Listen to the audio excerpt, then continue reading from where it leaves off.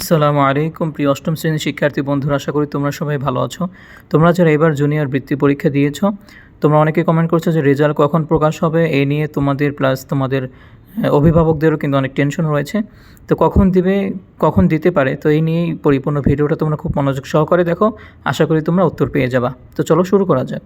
তো প্রিয় বন্ধুরা দেখো, তোমাদের রেজাল্ট প্রকাশের আগে শিক্ষা বোর্ড এবং সংশ্লিষ্ট প্রতিটি বিষয় দেখা হচ্ছে এবং পরীক্ষার্থীর নম্বর কম্পিউটার এন্ট্রি করা হয়। এখানে একটু সময়ের প্রয়োজন। সফটওয়্যারের মাধ্যমে সেবা তালিকা ও ট্যালেন্ট পুল এবং সাধারণ গ্রেড নির্ধারণ করা হয়েছে। তোমাদের জুনিয়র বৃত্তি রেজাল্ট প্রকাশের আগে পুরো প্রক্রিয়া কয়েক ধাপে চেক করা হয় যাতে কোনো ভুল না থাকে।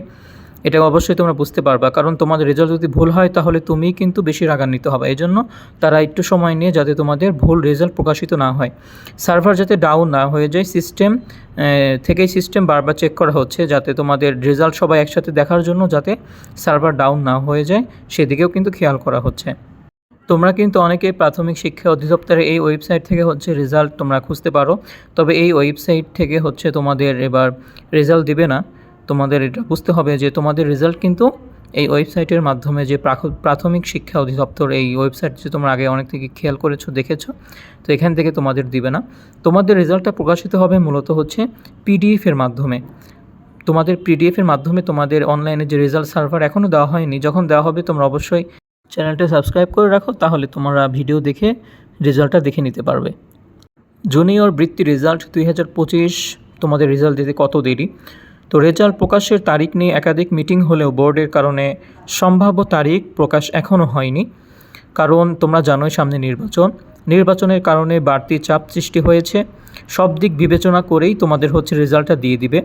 তোমাদের দিকেও তাকাতে হবে, আবার সামনে নির্বাচন সেদিকেও লক্ষ্য রেখে, যাতে কারো কোনো সমস্যা না হয়।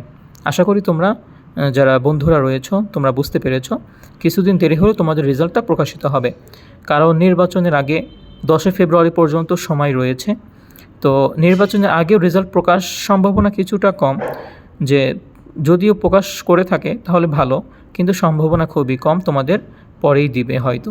তো জুনিয়র বৃত্তি পরীক্ষা 2025 রেজাল্ট পরিস্থিতি ও প্রস্তুতির উপর নির্ভর করে শিক্ষা মন্ত্রণালয় অনুমতির পর রেজাল্ট প্রকাশিত হবে। তো প্রিয় বন্ধুরা, তোমরা যারা পরিপূর্ণ ভিডিওটা দেখেছো, অবশ্যই তোমরা একটা লাইক করে কমেন্ট করে জানাবা। যে কোনো প্রয়োজন, যে কোনো সমস্যার কথা তোমরা কমেন্টের মাধ্যমে আমাদেরকে জানাতে পারো।